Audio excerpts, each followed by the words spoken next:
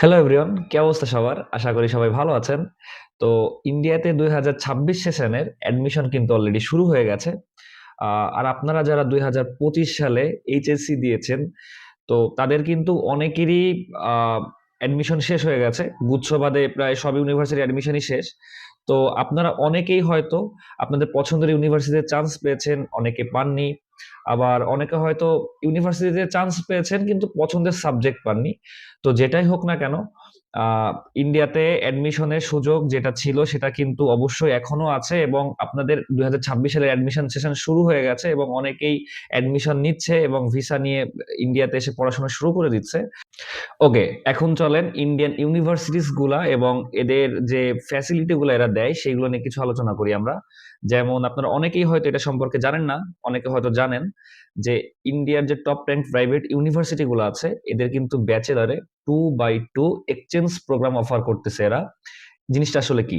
জিনিসটা হচ্ছে, আপনি ব্যাচেলরের 4 বছরের কোর্সের ভিতরে 2 বছর কিন্তু হচ্ছে ইন্ডিয়াতে, এবং বাকি 2 বছর এই ইউনিভার্সিটি গুলা বাইরের ইউরোপ এবং এশিয়ার ভালো ভালো কান্ট্রির যে ইউনিভার্সিটি গুলো আছে এদের সাথে যে কোলাবোরেট করে থাকে, তো আপনি ওই কোলাবোরেটেড ইউনিভার্সিটি গুলাতে বাকি 2 বছর করতে পারবেন। তার মানে অনেকের যে ইচ্ছাটা থাকে যে আমি ইউরোপ বা এশিয়ার অনেক ডেভেলপ যে কান্ট্রি গুলো আছে এইখানে যে আমার হায়ার স্টাডিজ করব, সেটা কিন্তু আপনি এইটাকে একটা মিডিয়া হিসেবে আপনি নিতে পারেন, একটা জাস্ট একটা ভায়া।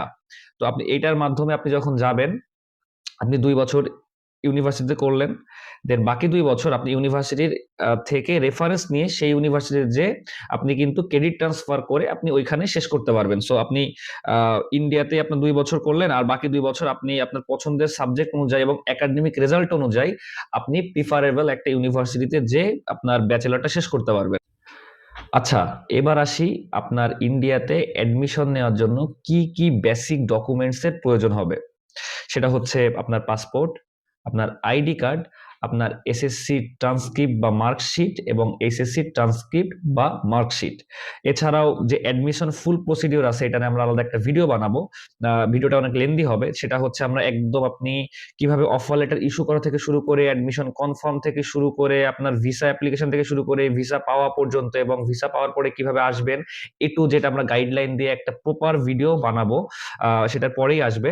তো আপাতত হচ্ছে আমি আপনাকে বললাম যে আপনার প্রাইমারি কি কি ডকুমেন্ট দরকার আপনার অ্যাডমিশন কনফার্ম করার জন্য।